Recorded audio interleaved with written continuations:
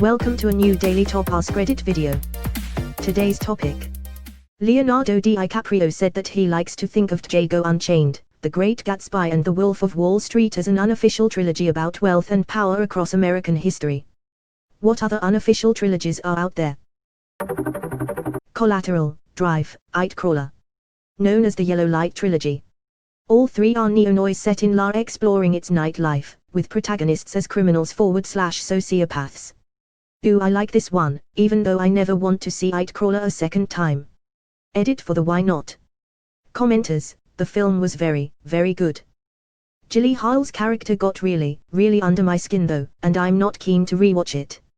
I can't stop speculating about what he made Rene Russo do, probably butt stuff. Did you really find it so traumatizing? It's just a crime scene photographer who fucks around with crime scenes to get better pictures, until he starts committing crimes himself. Actually now I don't want to watch it again either. A type of apocalypse trilogy. Contagion, causing infertility. Children of men, no newborns in a very long time, followed by natural disasters.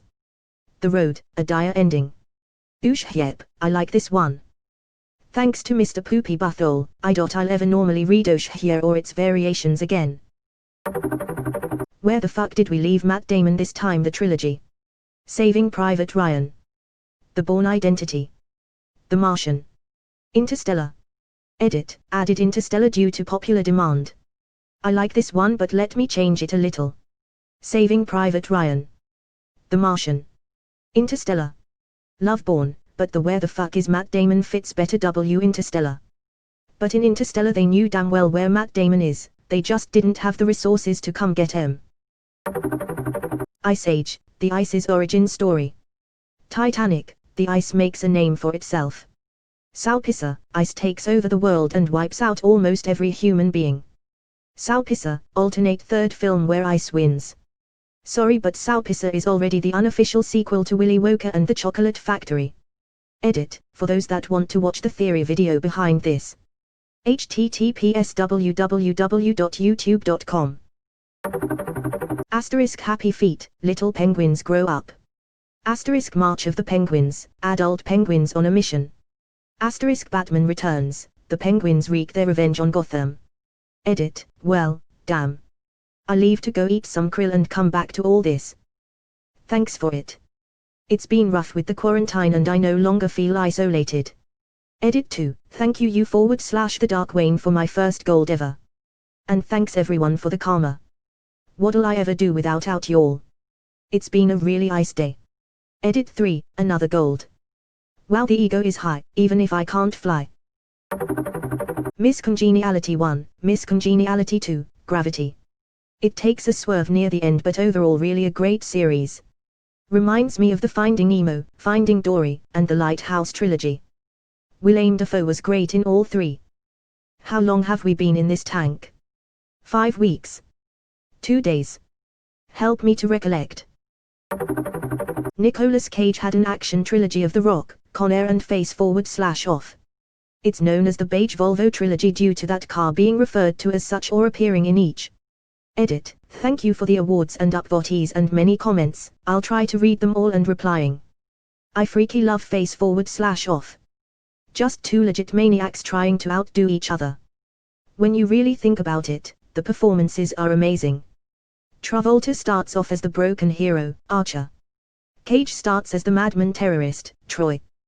They switch faces. Cage is now Archer, pretending to be Troy.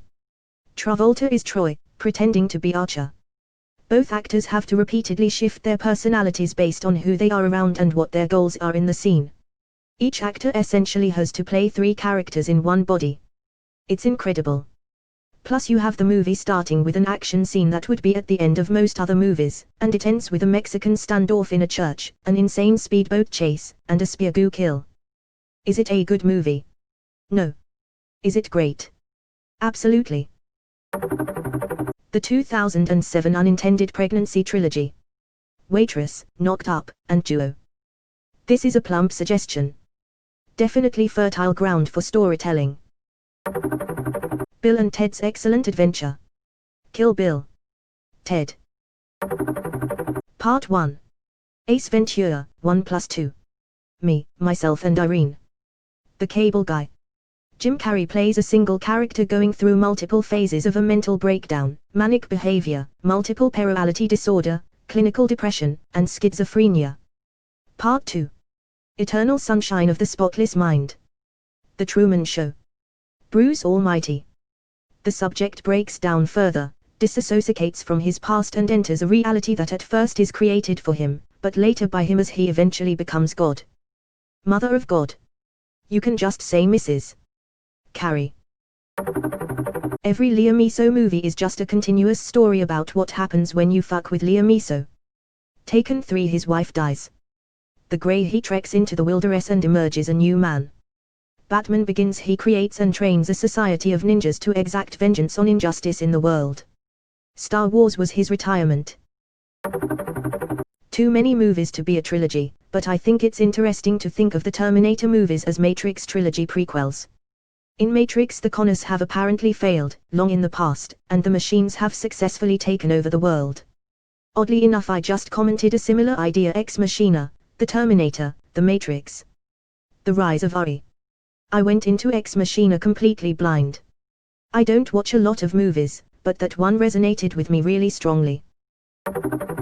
Over the Hedge, Incredibles 2, Guardians of the Galaxy equals the origins of Rocket Raccoon. All we're missing is a Sly Cooper film between Incredible and Guardians. Force Awakens, The Last Jedi, Rise of Skywalker. Those movies clearly had nothing to do with each other, but somehow I feel like if you looked at them from a higher ground you could see some similarities. I prefer the trilogy of watching Rogue One 3 times over. And a Mandalorian episode or 2 as a commercial break. I'm not sure what the third movie would be, but for some reason I always think of There Will Be Blood and No Country for Old Men as a unit. I'm not sure why, but any time one comes up I immediately think of the other. They were shot and released during the same year and the same place. They both have a slow pace. They are both gritty and dark. They both have greed as a theme. Hell or High Water might be the third movie. Yes. I am 45 minutes too late. I was going to say the same thing. I 100% agree this one should be the third in this Texas Greed trilogy. Mean Girls /Heathers Carrie. A reverse evolution of physical and interpersonal violence in school settings. Aka the Teen Angst may have a body count trilogy. Heathers. The Craft. Jawbreaker. A trilogy for edgy brunettes. Sahara, National Treasurer, Night at the Museum. Matthew finds the treasure, Nicholas finds the clues to the bigger treasure, and Ben protects the treasure. Are we pulling a Panama? Panama. Did he say Panama? Asterisk no, Panama's they're doing a Panama. They're nobody is listening to me. H. Macie is wonderful. The Coen Brothers trilogy of idiots, Oh Brother Where Art Thou, Intolerable Cruelty, and Burn After Reading. Isn't Hail, Caesar a part of that trilogy now too? I would say so. Also Hail, Caesar is a severely underrated movie. Top 5 Coen Brothers movie IMO. The Irishman, Goodfellas, and My Blue Heaven. The Irishman and Goodfellas are roughly parallel stories about the same time. My Blue Heaven is a direct sequel to Goodfellas. The main character is based on Henry Hill. You know I love My Blue Heaven and never realized it was based on Henry Hill. I was angry that Rick Moranis' character was criticized for having a system to get equal amounts of strap to every pancake. The Ridiculous Six, The Magnificent Seven, The Hateful Eight. Three Amigos, Four Brothers, Fast Five. Double Dragon, Solo, A Star Wars Story. I've seen this one somewhere on Reddit before. Ex Machina, The Terminator, The Matrix. The Ari Trilogy. The Iliad, The Odyssey, and the Iliad. It's all part of the HEU.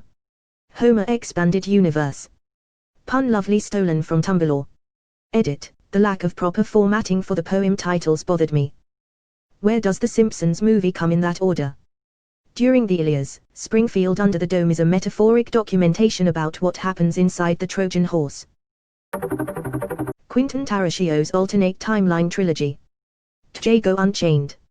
Inglourious Basterds. Once Upon a Time in Hollywood. Isn't Shaft a descendant of Django? You damn right. His wife Broomhilda von Schaft. According to Tarashio, he is. Her and Django will eventually have a baby, and then that baby will have a baby, and that baby will have a baby, and that baby will have a baby, and that baby will have a baby, and one of these days, John Shaft will be born.